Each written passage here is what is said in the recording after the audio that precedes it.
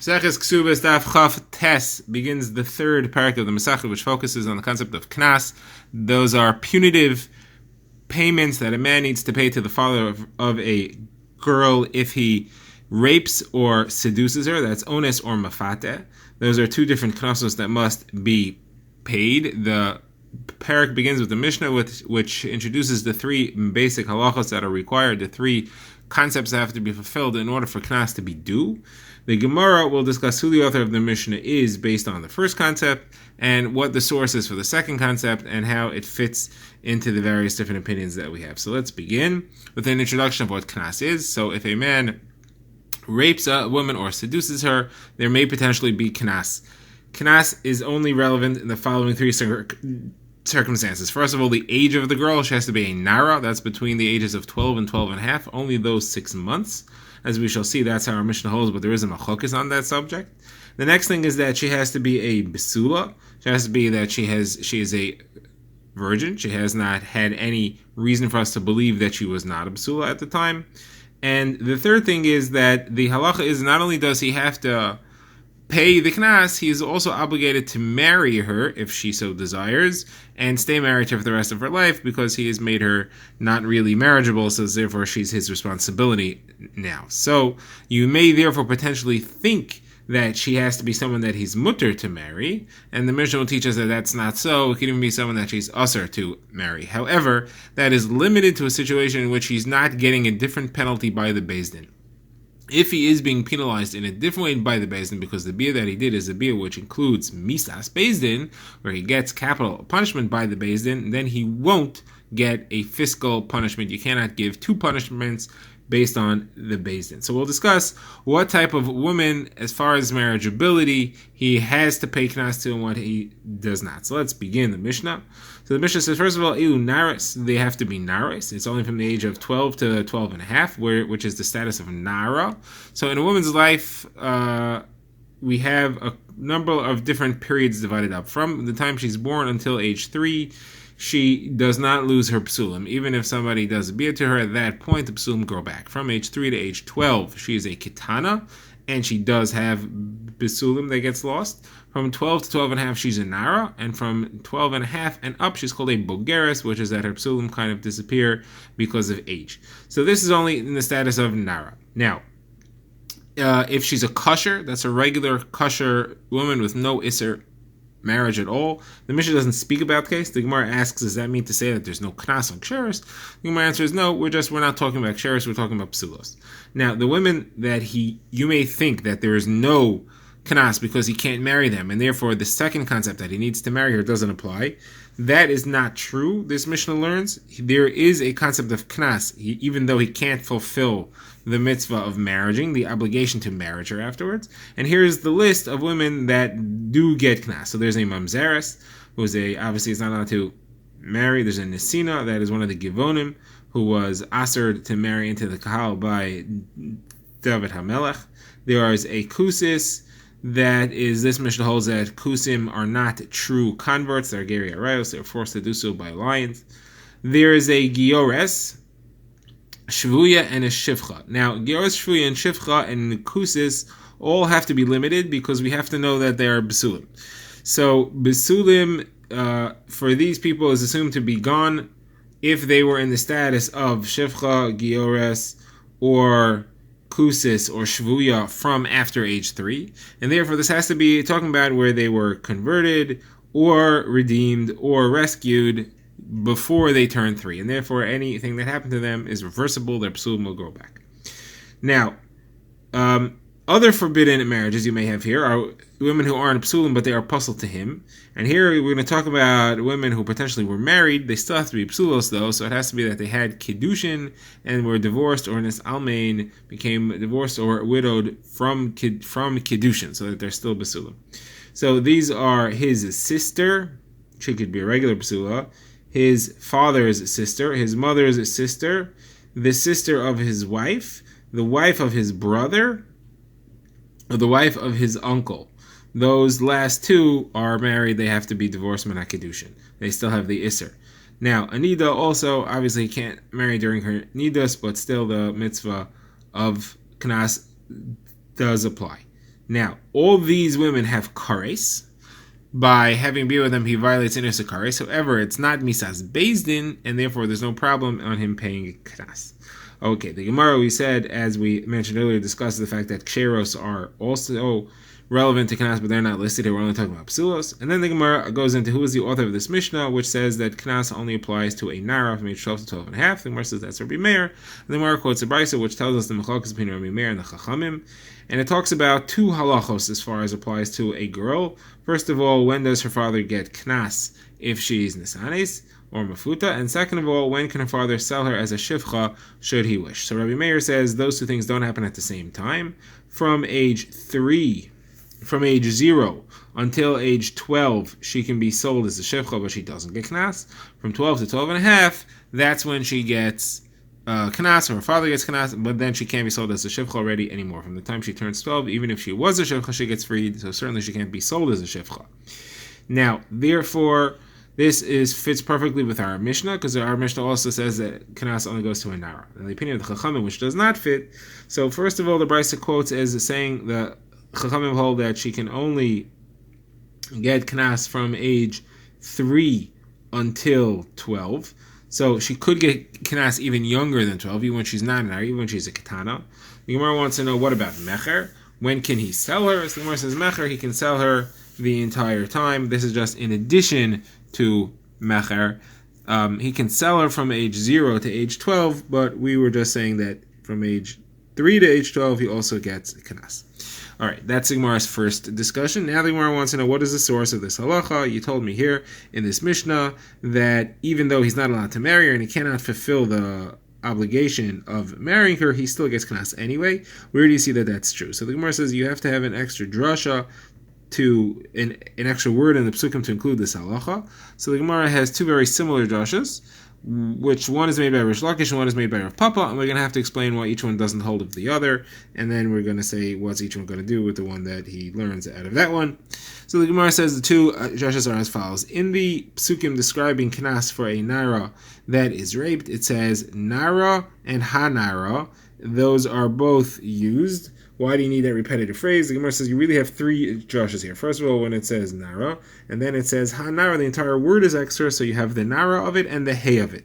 So these three drashas are for three things. Reish Lakish says one is used for a simple, to teach that she has to be a nara. The other one is to include a chayve lavin, and the third is for a chayve asay, that even though it's a marriage which is forbidden because of a lav, or because of a kares, not asay, or either because of a lav, or because of a kares, then still the mitzvah of knas applies, the concept of knas applies anyway.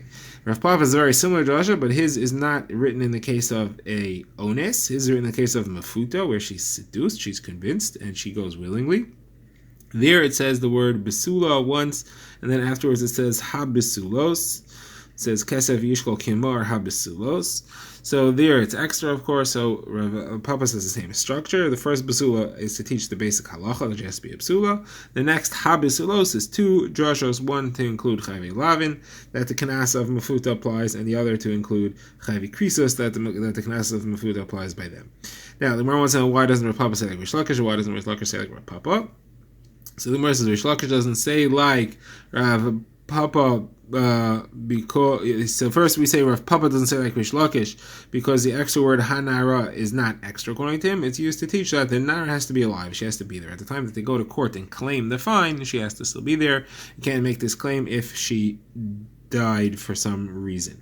Now, why doesn't Rish Lakish say like Rav Papa and learn from ha-besulos? So he says that's not extra. That's used as Gzeir Shava to link the knas of ones and the knas of mafuta. Why do they need to be linked? Well, the knas of ones does not say what coinage the knas is paid in, and the knas of mafuta doesn't say how much it is. The knas of mafuta says it has to be shkolim. It says kesef yishkol, and the knas of ones says it has to be 50, but it doesn't say 50 watt. It just says 50 silver. It doesn't say 50 silver watt. So therefore we connect the two. And I learned from Mafuta that it's shkalim in both, and I learn from Onis that it's 50 in both. So you need the word apsuos to connect the two, so therefore it's not extra. Now the Gemara says obviously each one is not going to be able to learn the other one's halacha, so therefore the Gemara mixes the two together and says they all learn together. You have Nara, Hanara, Hey, and Nara, so you have 3 there. You have Besua and Ha Besua, so you have 6 psukim. 2 of them are used for their basic halachos. 2 of them are used, one for this halacha of she has to be alive, and the other for the Gzeira Shava. And then you have 2 left, because you had a total of 6. One is for Chayvi Lavin, one is for Chayvi Kares, and it goes together in all of them. We mix the 2 sugyas together, all together, and that solves all those drushes. Okay, now the Gemara says, this doesn't fit with a Tana that says that there is no knas if he can't marry her. And the Gemara brings 2 Tanaim that say that. 2 Tanaim that hold not like our Mishnah. 2 Tanaim that hold there is no knas unless he's allowed to marry. There's no knas on Isurei marriage. But these 2 Tanaim express it differently, and the Gemara wants to know what is the difference between them. So they express it as follows. So first of all, we have a brisa that quotes Shimon HaTimani. He says that if there's no tfisas kedushin between the man and this woman that he was misanes, then he doesn't have to pay kanas. That's Shimon HaTimani's phrase. He says that it's dependent on tfisas kedushin, that the kedushin should take effect if he gives her kesef kedushin. Shimon ben Menasya, not to be confused with the first one who was Shimon HaTimani, so Shimon ben Menasya, he says it has to be somebody that he could stay married to. So he says, what's the difference between Kiddushin is tofes, and he could stay married to? Says the difference obviously is somebody that has tfisas Kiddushin, but he can't stay married to. What is that? It's a Chavi Lav. Tfisas Kiddushin exists by Chavi Lavin, but he cannot marry her. It's an Isser Lav, and he's not allowed to stay with her.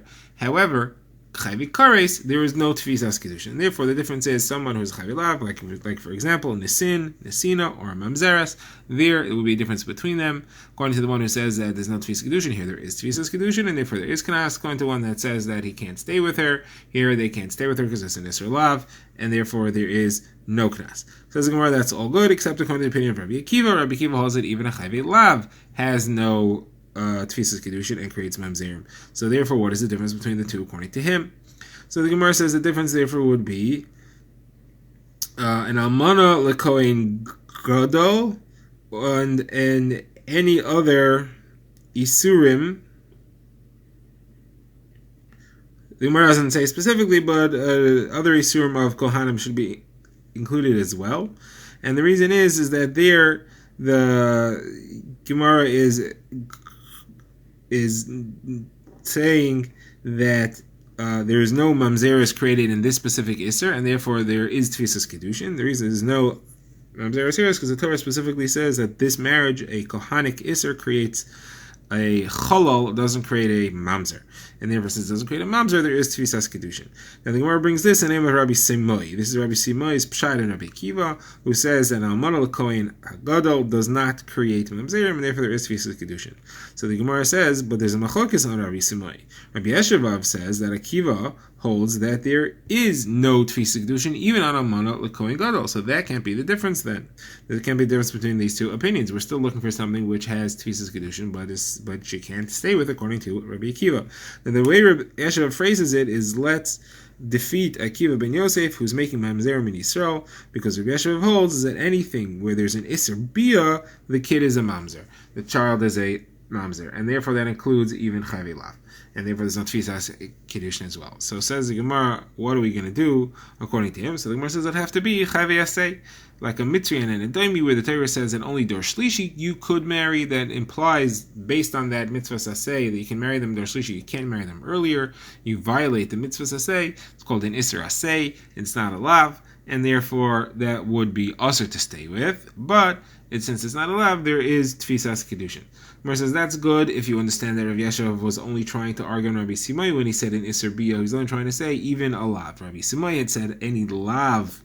Rabbi Simai had said that the Lav of Kohanim, that doesn't create Mamzerim. And Rabbi Yeshev was saying, no, I argue on you, any Isser Bia creates Mamzerim, but he was only really arguing on that. But Chayav Yaseh, he agreed, didn't create Mamzerim, and therefore had Tfisas Kiddushin. However, if you say Rabbi Simai was not referring specifically to him, he was just saying his own thing. He was saying anything where you're not allowed to do Bia creates Mamzerim. That means then that he would say that even on a case of an Isser asay, even in case of something that just violates an asay and it's not a lav. If that's true, so then even your example of mitzri and a demi, which are only asay, also should not have tfisas kedushin, because he's saying any iser bia creates mamzerim, and therefore there's no tfisas kedushin. So then there is nothing that has no tfisas kedushin, but still you're not allowed to stay with. So the Gemara says, well, there is one final thing, and that's a be'ula to a kohen gadol. Kohen gadol has its iser expressed in two ways.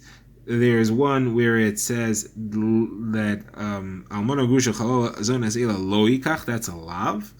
And then it says ki imsu me'ama vikach isha, he has to marry only a psula, that's to exclude a be'ula who is neither an almana grusha or a chalala zona. So therefore there's an iser asay of kohanim. That's an iser asay that's inu shava b'kol. An iser asay which doesn't apply to Klal Yisrael, only applies to kohen gadol specifically. That is something which is not included in Rav Yeshavov's phrase of iser bia. This is not a real iser bia. This is only an asay of bia, and it's not shava b'kol. And therefore Rav Yeshavov would agree that there is tfisas kedushin, on this, even though he's not allowed to stay with her, and that would be the difference between Rav Shimon ben Manasseh and Shimon HaTeimani.